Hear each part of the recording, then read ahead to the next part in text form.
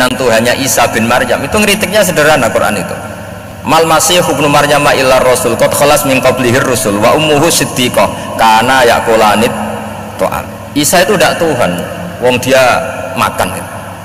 Kamu kebayang nggak misalnya punya Tuhan, wah tadi Tuhan mampir ke rumah saya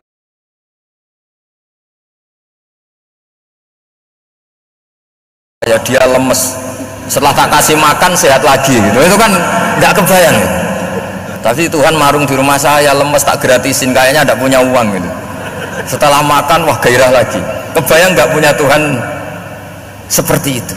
Sehingga Quran kalau gejolak sederhana karena yakulanit to'am. Sehingga wali-wali itu kalau makan itu sadar lemahnya dirinya, betapa dirinya tergantung makanan. Sesuatu yang tergantung itu artinya tidak hebat, tidak Tuhan. Jadi untuk menjadi wali, untuk menjadi dapat ridhonya Allah itu sebenarnya sederhana.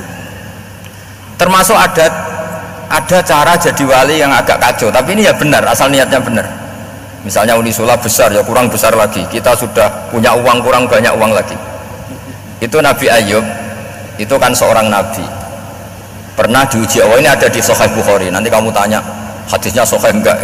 Ini ada di Sahih Bukhari. Kadang orang kota itu aneh, enggak ahli hadis tapi tanya sahih enggak gitu. Padahal nanti kan dibodohi sahih yang ngandel saja gitu. Jadi kadang ya aneh, enggak tahu kok tanya gitu. Itu Nabi Ayub itu sudah kaya, pas itu sudah kaya, bukan cerita yang masih miskin, memang sudah kaya. Beliau di kamar dihinggapin satu belalang dari emas. Setelah belalang itu dikejar, ternyata yang jenis itu banyak, semuanya dari emas.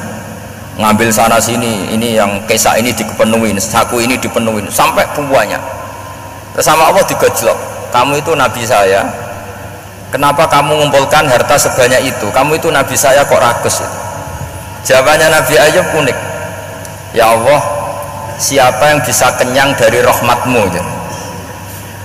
Ya, jadi kalau kamu punya uang 1 miliar, kok ingin 1 miliar 100, ingin 1 miliar 200, itu cara ngitung bukan uang. Ya Allah, siapa yang bisa kenyang dari rahmatmu? Karena rahmat Allah tidak terbatas. Sudah Gusti, tenang saja, meskipun saya gini rahmat Anda tidak akan habis. Sehingga waroi ada ilmunya, tomak juga ada ilmunya, termasuk ragus itu juga ada ilmunya. Misalnya begini, ini contoh rakus yang ada ilmunya begini. Ini saya beri contoh. Mungkin yang boleh niru orang-orang soleh, kalau nggak soleh jangan. Imam Syafi'i ini cerita nyata. Imam Syafi'i itu dulu ketika ngaji masih muda itu nggak suka sama guru yang kaya. Kebetulan dia punya guru miskin terus. Namanya Sufyan As-Tsauri, itu miskinnya masya Allah. Sufyan bin Uyainah juga miskin. Jadi dia miskin punya guru miskin terus. Sehingga idolanya ya sama guru-guru yang miskin. Suatu saat guru-guru ini menyarankan dia ngaji Imam Malik. Imam Malik itu kaya raya. Itu babutnya Imam Malik kalau diinjek itu mata kakinya tidak kelihatan saking halusnya. Kalah Indonesia lah, kalah. Imam Malik itu kaya. Kalau ngaji di kursi tinggi terus pakai bukhur itu, pakai dupa Arab yang mahal itu. Pokoknya mewah kali Imam Malik. Terus dia mulai, ini kiai kok kaya.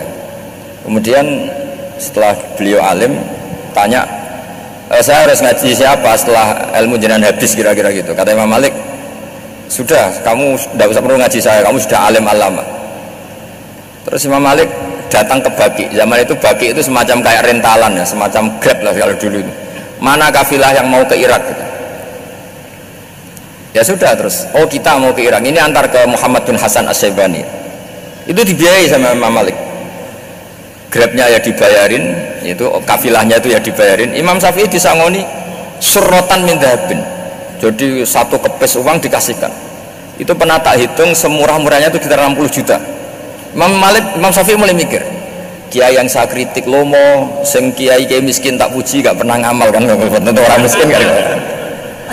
Setelah datang ke Muhammad bin Hasan As-Syaibani, beliau itu pakar usul fikih, muridnya Abu Hanifah. Beliau al-usuli, pakar usul fikih. Itu